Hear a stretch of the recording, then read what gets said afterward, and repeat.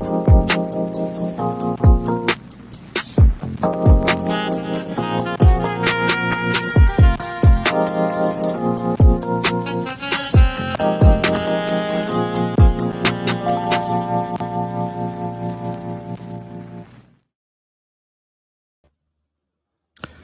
LeRoy. NightWatchman, we're back, buddy. We're back. We are back, yeah. Indeed. I had a wonderful time with my wife. Where? In Vermont at the Red Clover Inn. But I hear that you were doing a West Coast excursion for a little bit. Well, West Coast and then the Caribbean. So I was in San Nice. Francisco for a few days, and then I was in the Bahamas for a few days. Oh, man, you lucky son of a gun, you. Very, very nice. And you know what? This is what we're supposed to be doing with the women we love. So it's beautiful, beautiful time, man, you know? Absolutely. And having said that, you know what? I definitely love, let's say, brothers of faith who not only, are brothers of faith, but also have stories that they love to share with folks so that, let's say, they're out there and they may be lost, but their stories can a lot of times serve as an inspiration. What do you think? Who was your best author that you liked that D read? Are you going to tell me what, the Bible? Is that it? Or something else? Yeah, I went there. Okay. I came in hard, buddy. I'm hot. Okay, all right. I have no response for that. All right. So with go that, easy on me, man. I just literally just got off the plane. Okay. I can tell that you're still in kind of like chill mode because normally you come right back at me firing. Give it a little time. Give me 5 or 10 minutes. Yeah, I'll be sharp. I promise. Let's introduce this. You've assembled a really interesting group of brothers that we want to talk to. So let's get to that. Absolutely. This first brother, I actually met him when he was working for the borough president's office back in the day. Always struck me as one who was serious, focused, and always had a story about, let's say, perseverance and just going forward. And that could only be my man James Thomas. Bring him out here. Let's see. I got it. Hey, James, my brother. My brother. Good morning. Good morning. All right. How you doing, man? I'm doing great. I woke up this morning. You did. Hey, your feet touched the ground, huh? Yes. All right. There you go. Now, a NightWatchman, this other brother that I'm known for, it seems like a long time. When I remember I actually used to have another career out in the Rockaways and in Queens. Oh, NightWatchman, yes, you didn't say anything. Oh, yeah. Okay. I was wondering. You're still in that relaxed mode. I see that. Well, this could only be my man who's then at the JBRC, which is the Jamaica Business Resource Center, and that could only be Reverend Dr. Gary Byrd. Bring him out. Let's see. Okay. Reverend Byrd. Hey. What's up, buddy? How you doing? Good to see you. Long time. I think I've known you for over 25, almost 30 years, probably. Indeed. And you know what? We're still here. Here. Thank God. Absolutely. And for this other brother, now he of course he wasn't with you there at Dartmouth, writing for Dartmouth Review, NightWatchman. His journey was that we talk about Cornell and then we talk at Harvard, man. And it's a guy who used to be commissioner at DHCR back in the day. And also, NightWatchman, you remember La Familia? You remember Ben and Jerry's? Let's bring out Joe Holland. Bring him out. Joe. Hey, good morning. Good morning, my brothers. It is great. It's great to be with you, especially someone with a memory like yours, Curtis. Wow. Go back decades like that on me. But Joe, you bring it to life. Thank you. God willing, while I still have it up here, I'm all you guys. All right. So you know what? Let's start with, let's say, journey. I have to know the inspiration behind the works that you guys have put out there. Let me start with you, James. Please, let's talk about the journey in terms of what compelled you to write your book, and tell me a little bit about it. Go ahead.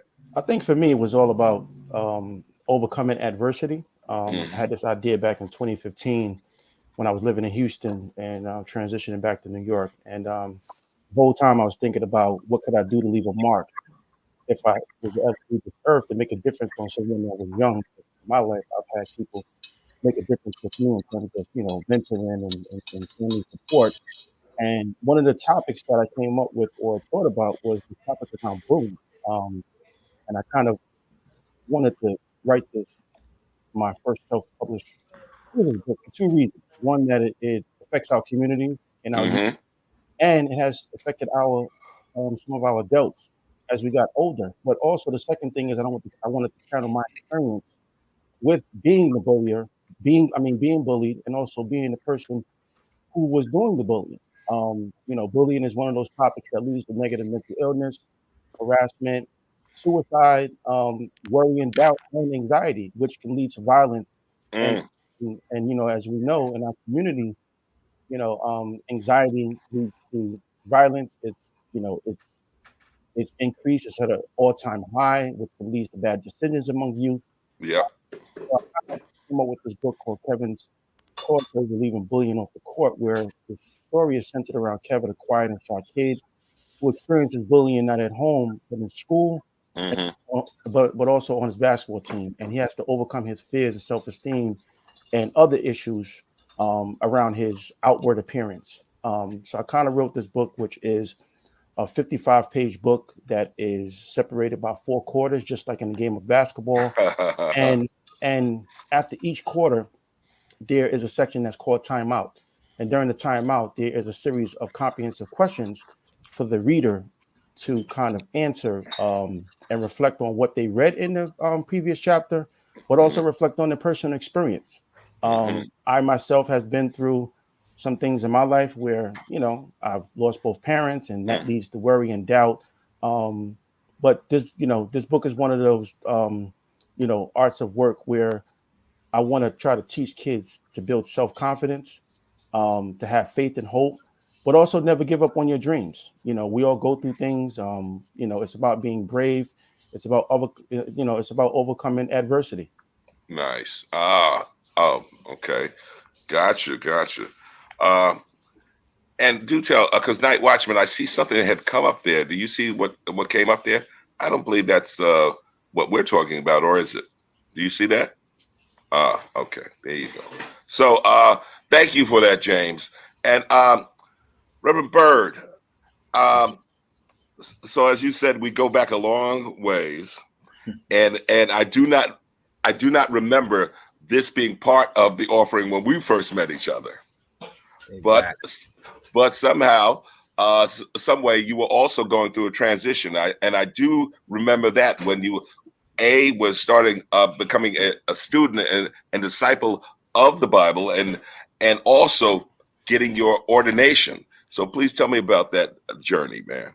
Well, that journey actually started in 1996 when a guy actually called me to the ministry. And when we met, I was beginning the transitioning process. I was going to a New York Theological Seminary. I was studying seminary, and so I was always inspired by the Word of God. But the thing is that once I finished with dealing with Jamaica Business Resource Center, then I positioned myself into ministry practically full time, with still doing consulting, business consulting, because that was my bread and butter, so to speak. So, and it still is. I still consult from time to time, but my focus became spiritual matters, and that's what led me to write the book, Keys to the Kingdom 2, the ancient astrology, a hidden secret in the Bible, reimagining Genesis to Revelation.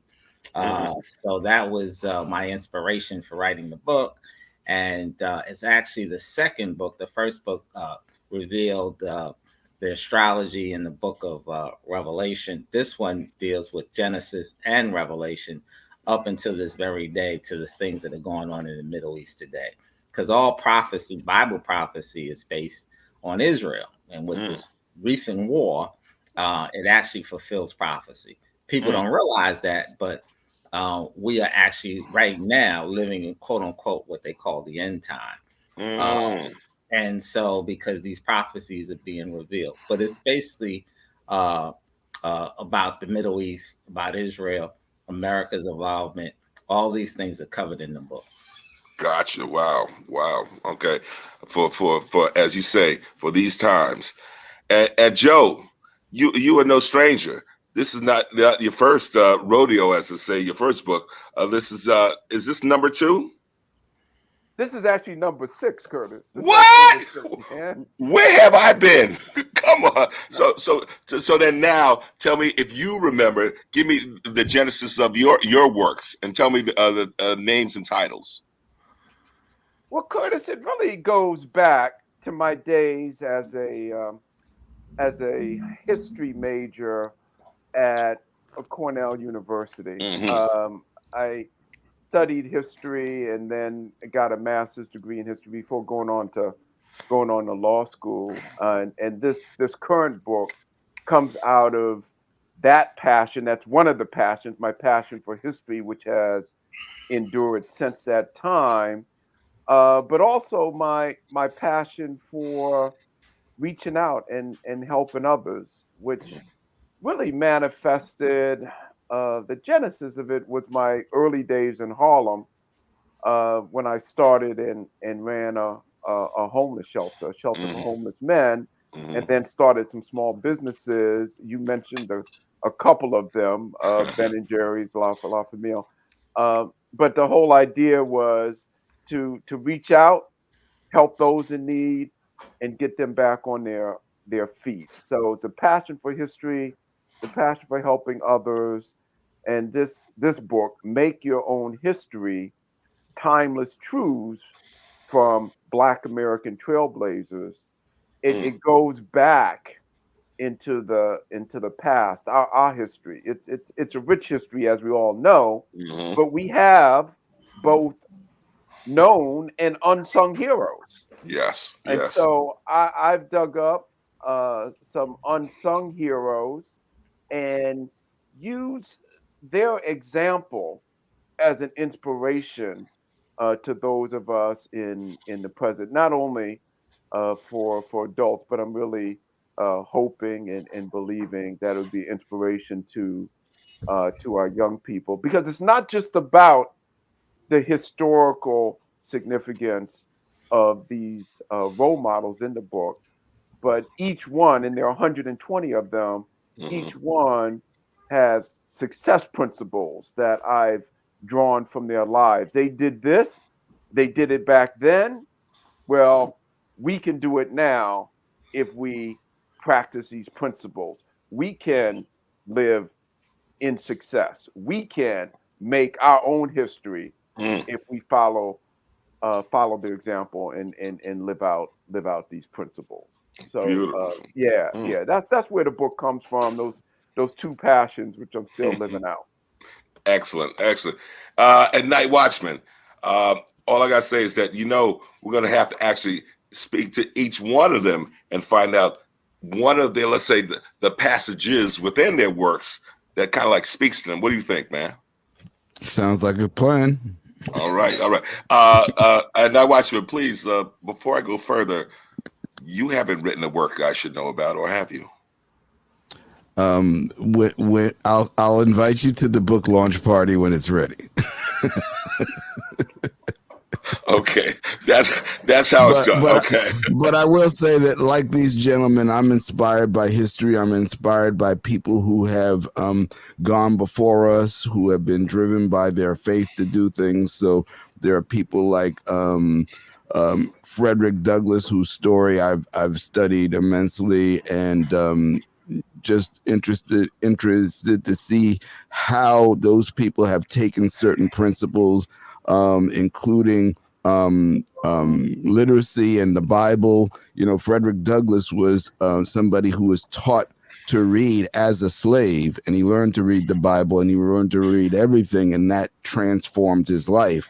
And as an escapee, when he escaped from slavery, he came to to New York City. A lot of people don't know that. And it was the clergy that gave him shelter, clothing, got him married and set up in New England to be able to become the person who we know. So there are many stories like that, where when you look back, you can see the influence of for here in America, the Black church has been instrumental in our achieving a more equal presence in this country. So I'm interested to hear more about from these gentlemen about what their specific inspirations are. Gotcha. All right. So, gentlemen, as you see, he's not just a pretty face. Okay, you see this. Okay? So, James, one of the things, certainly growing up, I mean, I had some issues. I was missing my front teeth, right? And so they used to call me Snaggletooth, and I was very skinny, skin and bones. So yes, bullying was definitely part of my growing up experience. Learning to overcome that, I'm not even sure when it happened, but it did happen. So tell me about yours, man. Well, I think for me, I used to have a stuttering problem. A lot of people didn't know, and I used to be scared and fearful about what I can say when I can say it. And also, grew up in public housing where it was times where, we didn't have a lot of things, what I'm saying? We made do, and, we didn't have the right clothes. So, when I was going to, junior high school, I was snapped on, all Choco Bliss back in the days, my skin color, things like that. And at that time, it kind of made me feel kind of like, it wasn't a good thing. It was self-worthless. I was going around doubting myself, worrying myself if I was, if I can fit in, always play basketball, was always good in basketball, but I always had that, that thing in the back of my mind of saying, well, am I good enough? Can I be around these people? Right. But I also think that as years, as I progressed in age, I've came across people who actually inspired me, and also mentored me. And one of those individuals is Wynton Marcellus, Wow. who was my mentor, who actually took the time out to kind of talk to me, and just tell me his journey, and I think, in this day and age, we all need someone who has a testimony that's either older than us or who has been through some things similar to what we're going through that can kind of encourage us and inspire us. So that was some of the things that I've went through. I think it's important for us to be proactive because, as you know, in our country and our communities, especially our Black communities, there's this whole school to prison pipeline that is preparing our youth for the road to prison. And a lot of these things start with school suspensions, which, years ago, when I was in junior high school, a lot of school suspensions is similar to what goes on today, is derived from anger, behavior, and also our attitudes. So for years, I went through this whole phase of being angry, so that's kind of what, my experience with bullying has been, and trying to, this book is a work of art that will, allow youth to kind of read it and understand that you're not the only one that is going through this. Don't worry about what's on the outside. God made you for who you are, for your gifts on the inside, for your heart. So don't worry about if someone is talking about you or, jokes on you, things like that. So, it's all about encouragement and encouraging and inspiring. Nice. And so literally for the young adult reader, huh? Yes, this book is actually targeted towards middle schoolers, really starting at 4th grade, going all the way up to 8th grade. But I think this book can inspire anybody, especially an adult, because we can always reflect on our experience. And also, if we are a teacher, if we are a parent, if we are anyone who is working with young people, I think that, we can actually mold them and go over these comprehensive questions in the book to help them for the better. Beautiful, beautiful. Gary. Yes, sir. So do tell, man. Yes, speaking of these times, these are some precarious and perilous times. Is there a, how should I say, is there a safety valve, a safety switch, or we have to go through it and we have to experience? Because, as you say, these are the end times. Yeah, I think what happens, we all suffer on some level. Joe Thomas, he just mentioned how he suffered through some things. So now and that draws us closer to God. That draws us closer. Suffering actually serves a purpose. So, and on a worldly level, the world will suffer because all will have to recognize that Jesus is Lord. So, this is the process in which we must go through spiritually. And so, therefore, the book outlines that Keys to the Kingdom too. This is my second book. The first one was Keys to the Kingdom, year 2012, Countdown to the Apocalypse. 2012, it was astrologically, we went from the age of Pisces to the age of Aquarius. And so, and we've come full circle in the 26,000 year cycle. So this is the last age. And so we are going to experience some changes. And these are in terms of what we see as a result of global warming, where we see wars and rumors of war throughout Ukraine and Russia, now in the Middle East. It has been undeclared, but World War III has actually already started. So, and you just got to pay attention to the news and then look at the scriptures, because they actually, it's happening now. And many people are sleepwalking through the whole thing, thinking that, oh, this is just an epoch of time that we're going through. But no, it's even more than that, because we're going to have some serious changes in terms of natural disasters and ongoing wars. And like I said before, rumors of war. So it's happening. And so this is putting us in a new paradigm shift in which we must look at the world and world events. And the book covers that. Gotcha. Well, Joe, I'm thinking about what you started to speak about, hidden figures, because certainly there are a lot of, let's say, unsung, unknown heroes within the Black experience right here in America that we have no knowledge of even their impact on sometimes our daily lives. Can you tell me some of the hidden figures that you discovered in writing your book?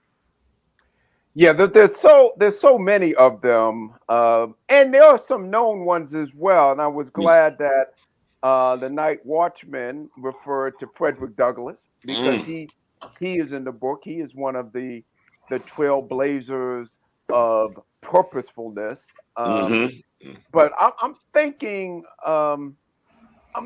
Curtis, in particular, about the Harlem Renaissance. Because that is featured in the book, and as we know, this is the centennial. It was the 1920s that the Harlem Renaissance really rose up as a new cultural, artistic, and political movement. And here we are 100 years later. And one of the trailblazers in my book, he's a trailblazer of compassion, is Alain Locke, who became known as the father of the Harlem Renaissance, because it was in 1925, that was 98 years ago, he published a book called The New Negro. And he edited the book. These is a collection of writers, of African-American writers.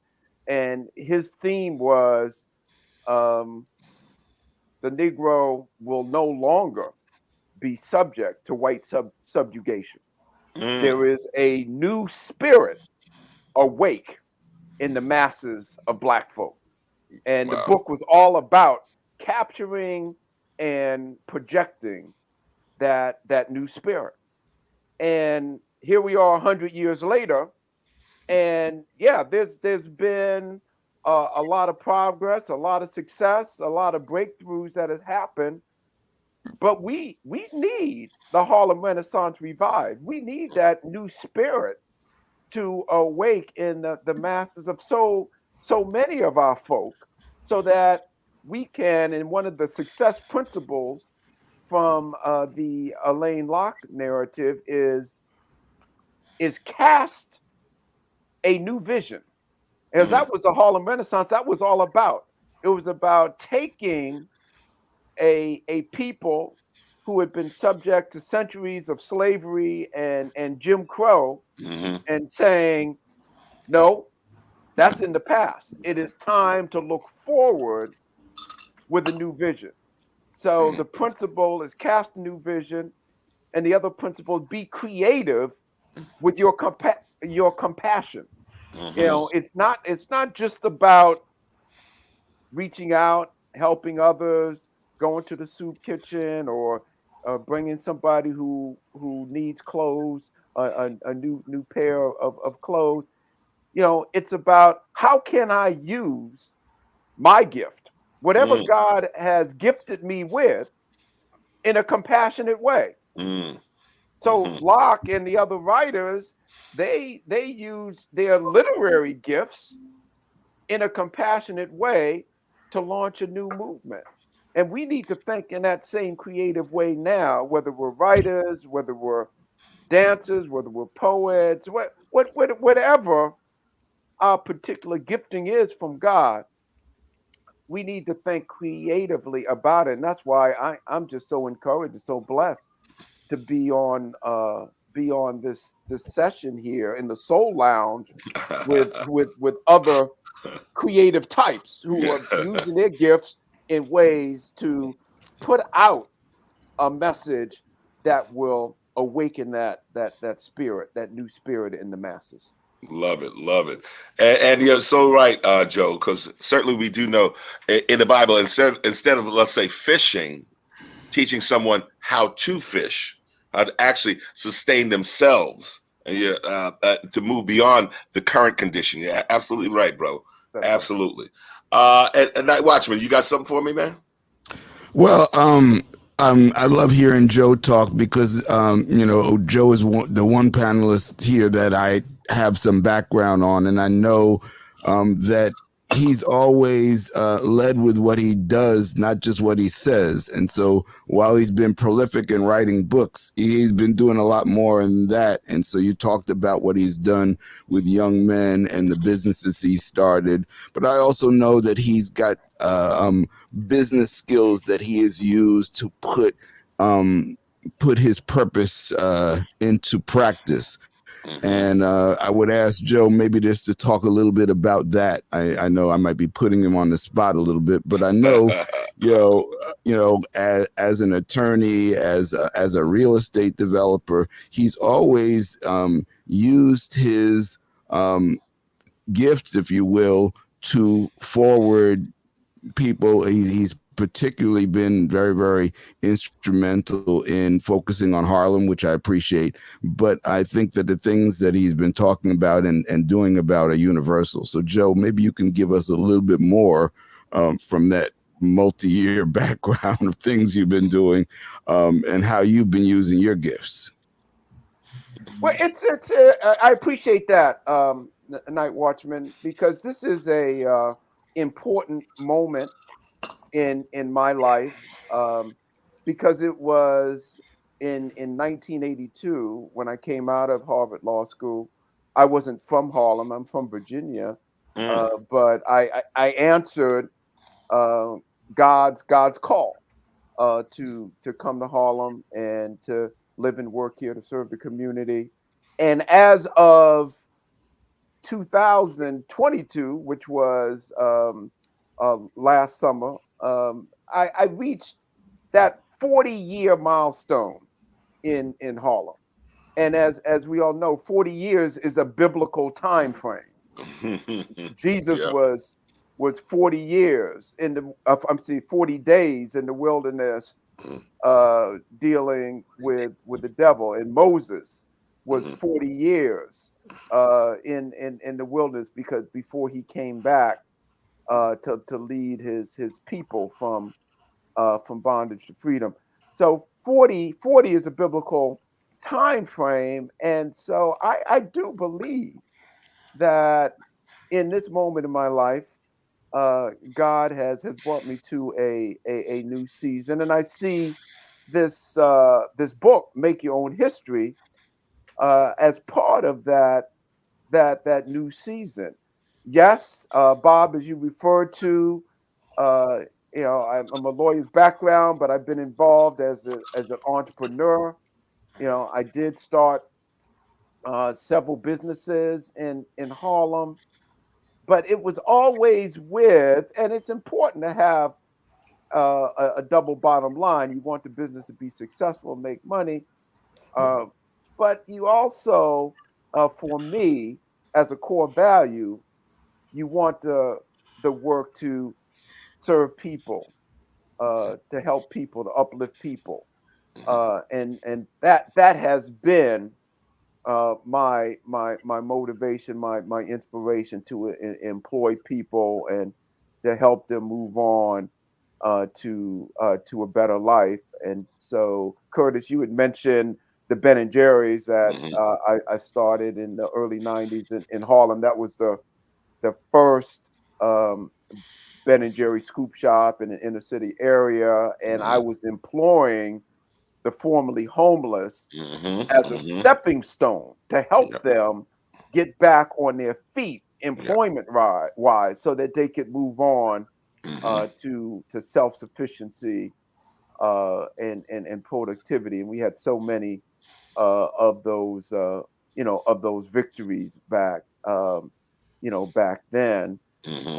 And I've continued with that same kind of purposefulness in what I do. It's not only about the work; it's about how you can impact people and improve the lives of others. Absolutely. Yeah, I remember that, man. No, that was, like I said, that was the first of its kind. So unique in terms of getting these young men, formerly homeless, right, to really have self-worth, and then giving them that opportunity and not judging them, but giving them, as you said, a purpose and an opportunity, and they performed.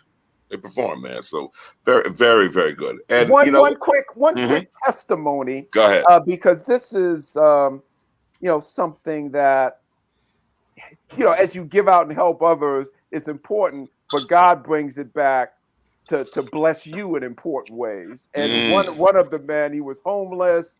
He was a really challenging resident of the shelter, but I was able to get him on his feet and get him into faith in Christ, and then get him a job at Ben and Jerry's, and his life was transformed, and he became a city worker, and then a deacon at his church, and today he is actually my brother-in-law. He married my sister. But here's the testimony, guys.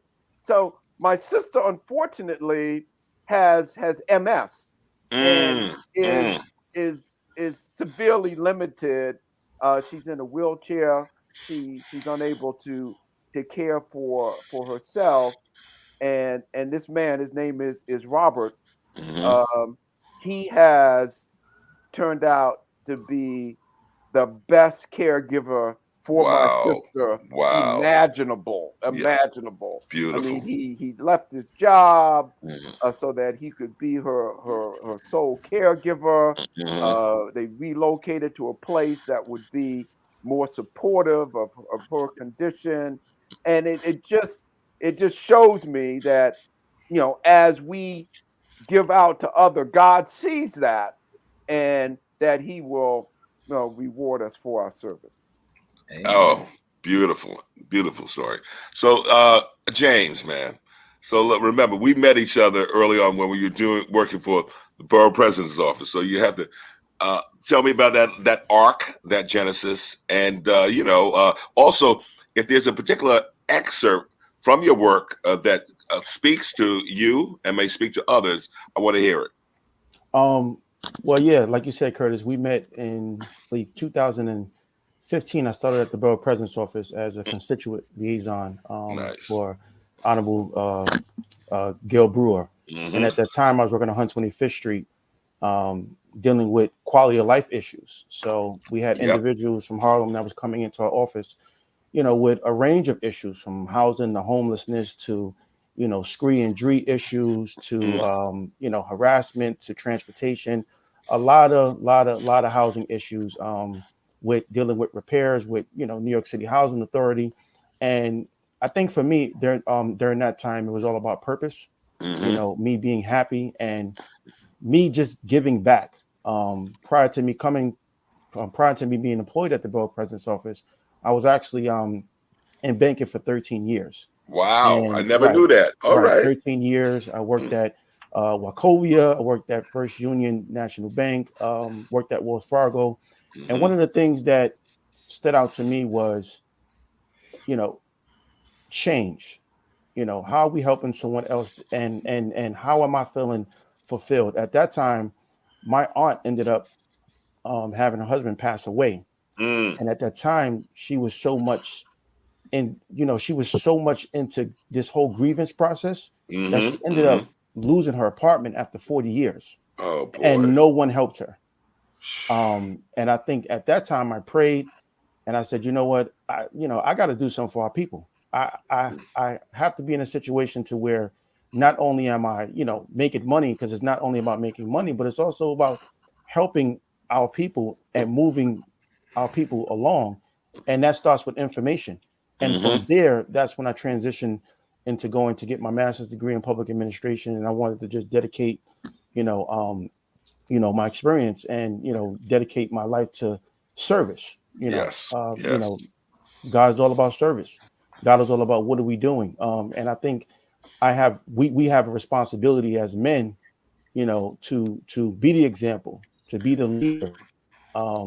So one of the excerpts out of my book is when the main character is going through some things in his first year of junior high school, and it reads as, Kevin, I can't believe what I just heard from Miss Jones. You got a D on your last math test. You have never received a D in math. What is going on? And the coach says, Coach Johnson opened up to me and told me that he knew someone else that went through what I was going through. When I asked who, he said me. Wow. I was a little over 2 years older than you when it happened in high school, and I wanted to quit playing ball too. But someone at the time told me, if you quit and you don't express how you feel, how are you making things better? So the coach is telling him and giving him advice on the things that he went through, more like a testimony to encourage him and inspire him. And at that time, I had individuals who did the same for me. Wow. But during that time at the Borough President's office, I've always been around youth. I've seen youth coming in and out of our office. I'm actually still part of a nonprofit organization with my cousin Andrew Blacks that's called Positive Influence, where we started a basketball tournament. And I remember us, thinking about, could we do it? Should we do it? But faith without works is dead. So, we ended up, just being faithful, and we ended up, creating this whole big organization and basketball tournament where we can mentor kids. And, I just think, as we get older and as we, be around youth and, just people in our community, I think it's important that we kind of educate. And I think information is where it starts. And I can't change legislation, on a federal level. I can't create a bill because I'm not in that position. But what I can do is I can create a book about my experience, and I can have this book encourage and inspire someone that is young. And the last thing is, I remember when working at the Borough President's office, Gail Brewer had a bill in order to get washers and dryers inside of the school system with capital funding at that time. And I think it's important, for that, because, you have a lot of students where they may be in shelters. They may be in situations where they can't wash and dry, and that wash and have, clothes that, is dirty, but that's where the bullying starts. Yes. And I think sometimes we have to take a step back and say, well, you know what? I was once in that predicament. So how can I tell my testimony, and how can I make a change? Wow. That's beautiful, James. Beautiful, man. So, Reverend Byrd, give me some words an excerpt from your book, your work, and tell me how you say it resonates with folks, man. Well, my book is it's difficult for some people to embrace because of the fact that it does talk about quote unquote end time events. I want to commend the two other panelists because I think there is a theme here in which we all believers of God and what He has done. Indeed, yes. So, in that same way, like I said, I was inspired to write Keys of the Kingdom 2. This is my second book. But just to read you the back jacket of the book, which basically encompasses what the theme is, Keys of the Kingdom 2 reveals the hidden prophecies in the Bible by reimagining the scriptures. Keys 2 challenges traditional view on interpretation of both Genesis and Revelation by engaging ancient astrology and Bible numeric. What emerges is a new truth in which Adam is not first man God created. The assertion only confirms the overwhelming evidence of the earliest humanoids' existence on Earth, as there is a long fossil record which predates Adam by 1 million years or more.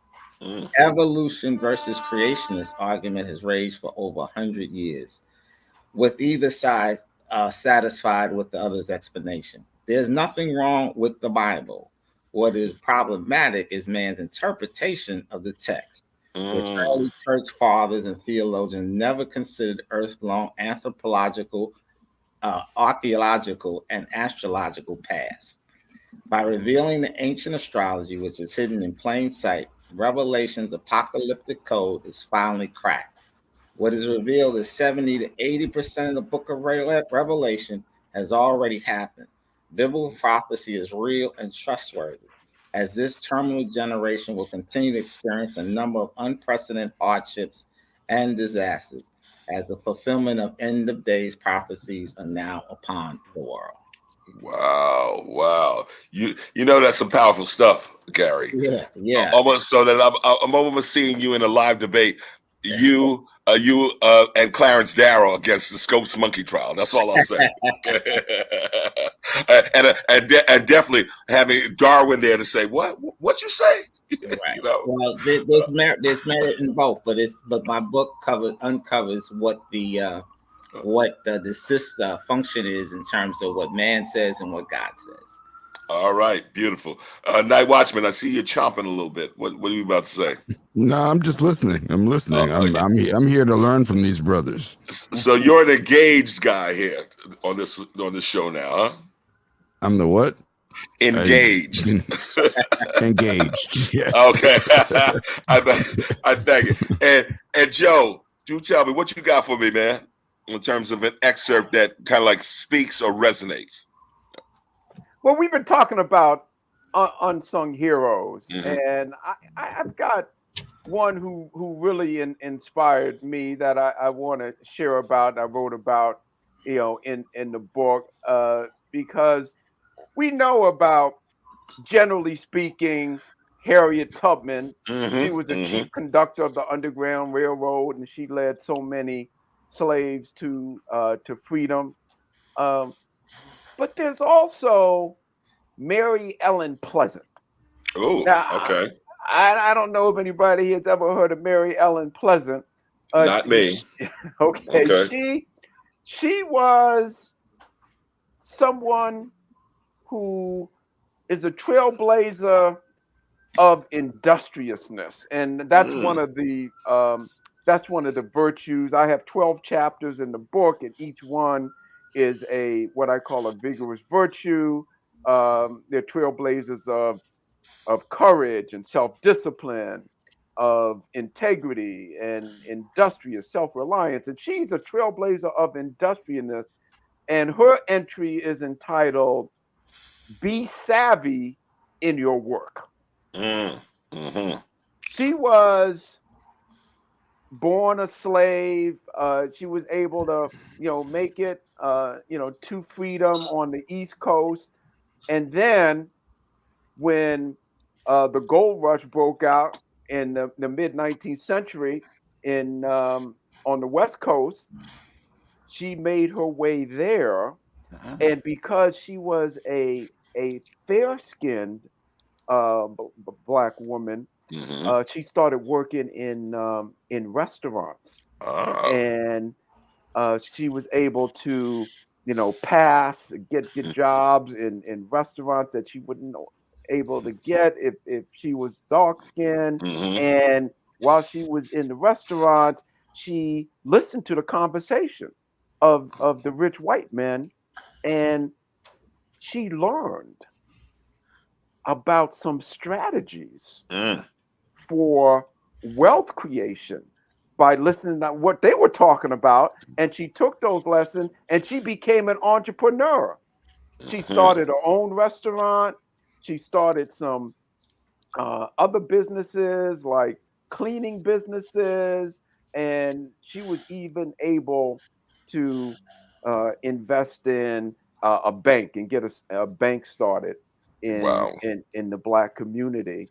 And she was able to use her wealth in order to help slaves get free on the West Coast. And she became known by some historians as the Harriet Tubman of California.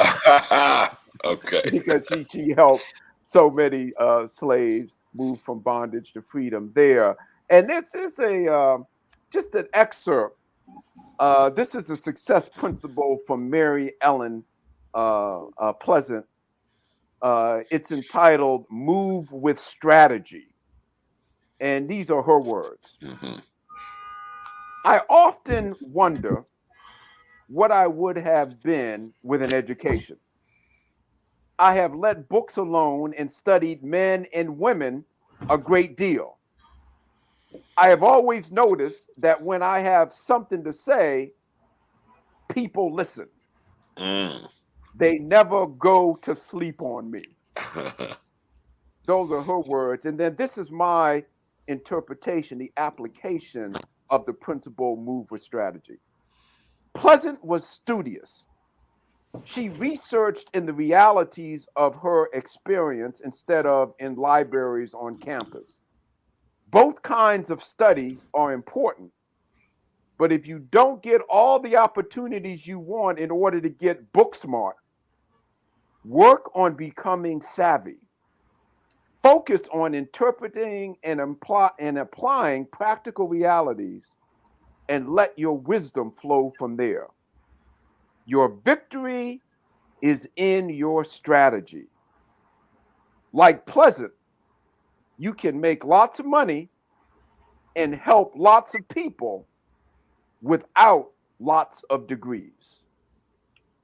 And the reason why that's so resonant for me, I'm happen to be somebody with lots of degrees, but over my time working in Harlem, I've encountered people who did not have the educational advantages that I had. And my encouragement to them is, hey, you don't have to have the degrees. The degrees may help in certain instances, but if you are savvy and if you are strategic in what you do and how you do it, just like Mary Ellen Pleasant, you can move on and be greatly successful in your own way. Wow. That was very, very good, Joe. And as you say, words for certainly for these particular times. It's and James, it's so, I guess, difficult on some level, when you've been beaten down time after time again to overcome that type of adversity, man. But as you say, you did. You also then found the inspiration to actually tell your story on some level to others, and hopefully resonate wider and further. Yes. So tell me, man, in terms of for instance, the inspiration just for you, get your graduate degree, man. Yes. So Yeah. Go ahead. Getting my degree was that was important to me. I lost my mom's when I was 18, my father when I was 20, and at the time, I think I was just graduating with my associate's degree from Sullivan Community College. Mom's passed away. She was sick, and then 2 years later, when I was getting my bachelor's degree up in Utica, my father passed away. So those were two accomplishments that I wanted to fulfill to make them proud. I've always had the support system, which in my book, I have the mother, the brother, as well as the coach, as Kevin, the main character, support system, but also has his best friend, who is his encourager and his inspirer, who acts like who acts as a bystander, which I think is important in this topic of bullying. We have a lot of teachers and a lot of custodians and a lot of just individuals who work in the school system or just in our community that are considered bystanders, and I think that's where it starts at. If you see something, say something. Yes, yes.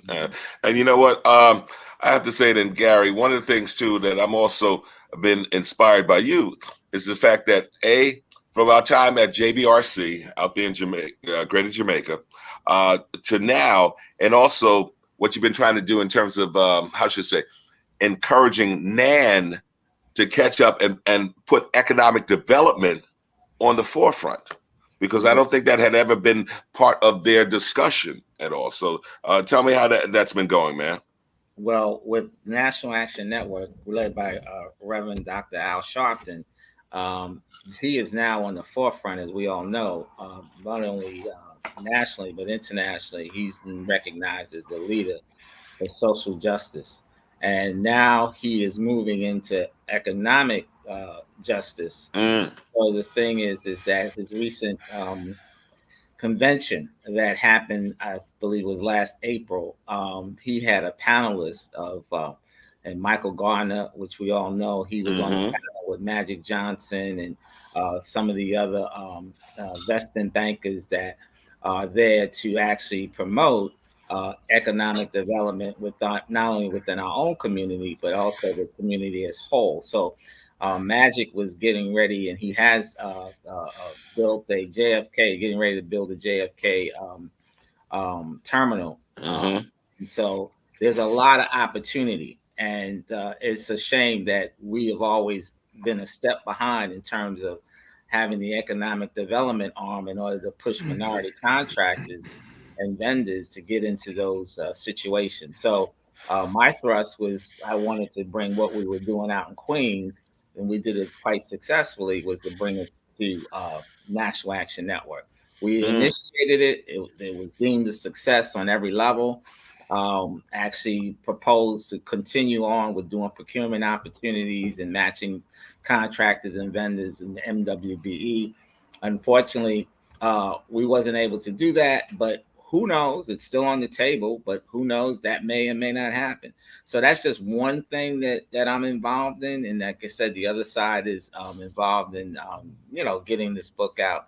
It seems kind of contradictory in terms of I'm talking about prophecies of end times event with pushing our economic development and situation. But the thing is that it's real. And all I can do is put it out there. All I can do is say, this is what's happening.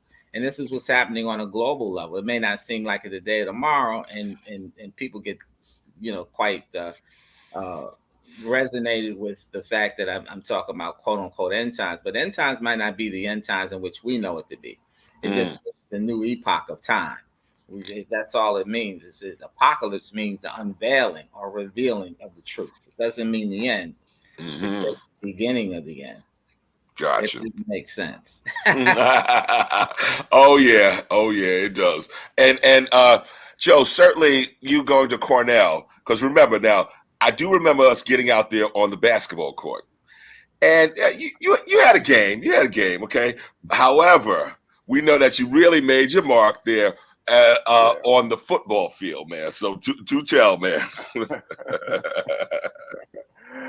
Now that you talk about my basketball credits, I'm like, oh no, that was not.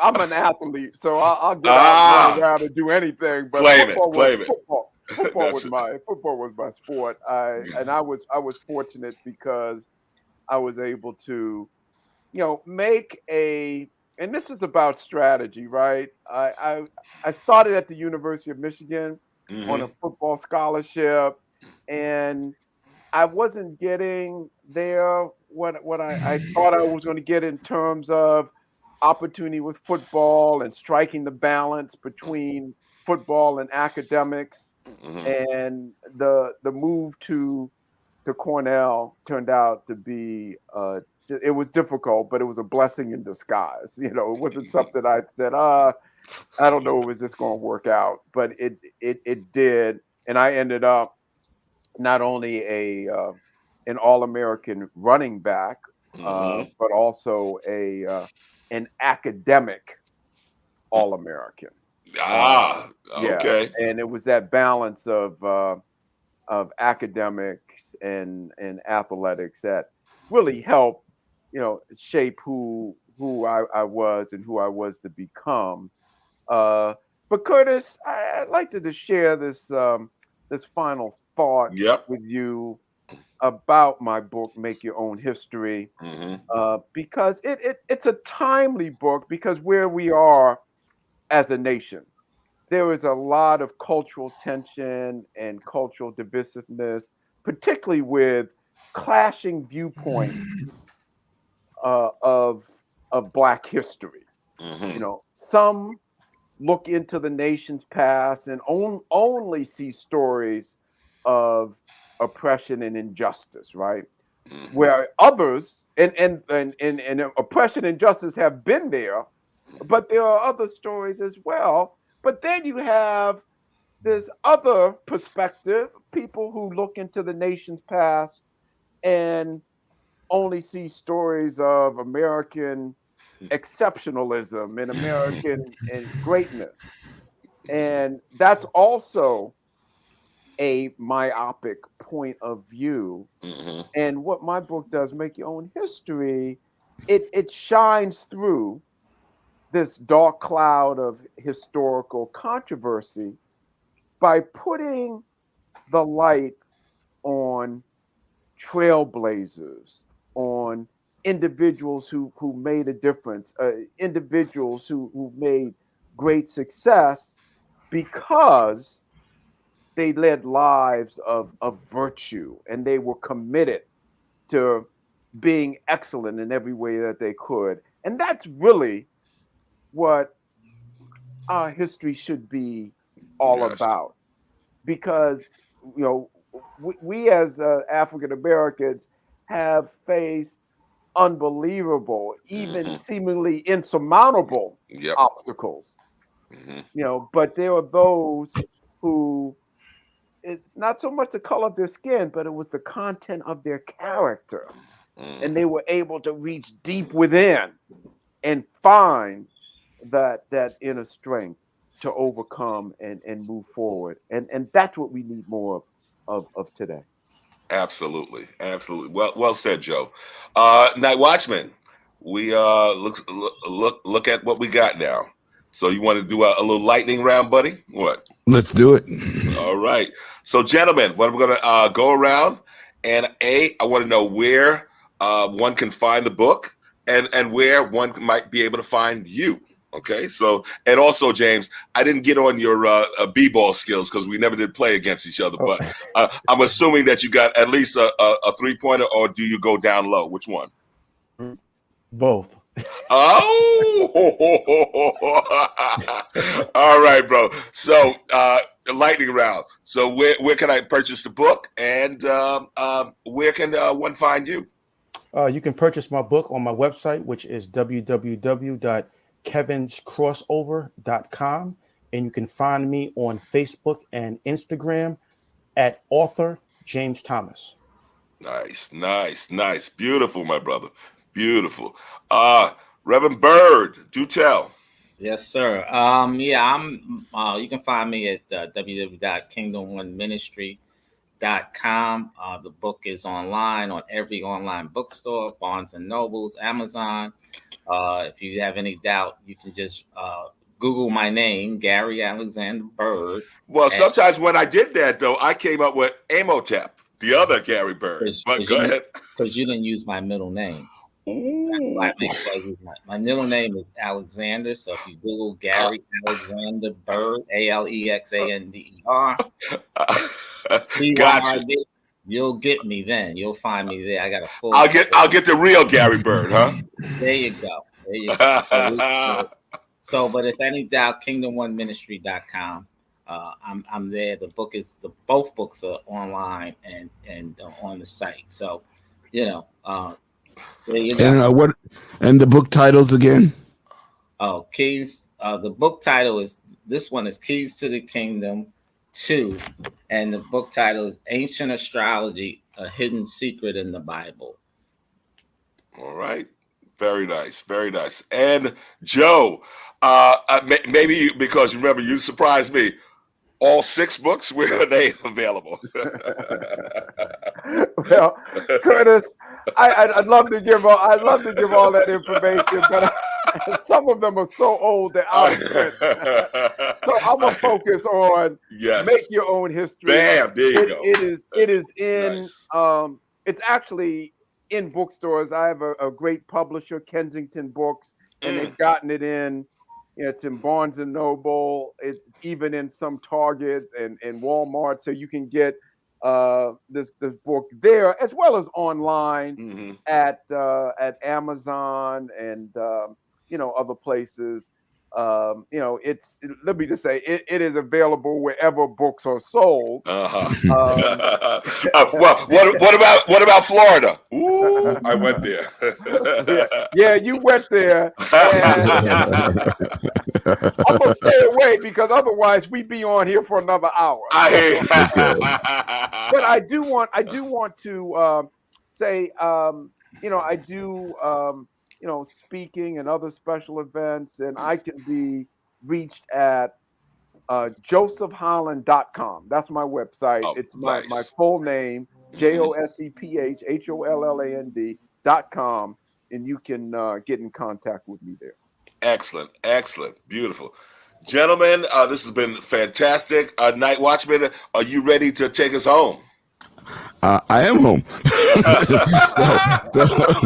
So, first of all, thank you, gentlemen. We want to tell everyone who's listening that these books make excellent holiday gifts. So, yes, indeed. And you've been listening to Soul Lounge Primetime on WHCR 90.3 FM, the voice of Harlem. Also live streaming on YouTube and Facebook, and you can find us on all your favorite podcast platforms. You can always find us on Monday nights, 7 p.m. on the radio, 8 p.m. live streaming, and our archives are there to be found. Thank you for joining us, and join us again next week when we have some interesting guests. So interesting, we can't even tell you about it yet. Gentlemen, excellent panel. As a matter of fact, Night Watchman, they will be invited back to the cookout. What do you say? Yes. And Curtis is going to actually be on the grill. Gentlemen, I don't know if that's a plus or a minus, but he'll be there. Gentlemen, thank you so much. Excellent show.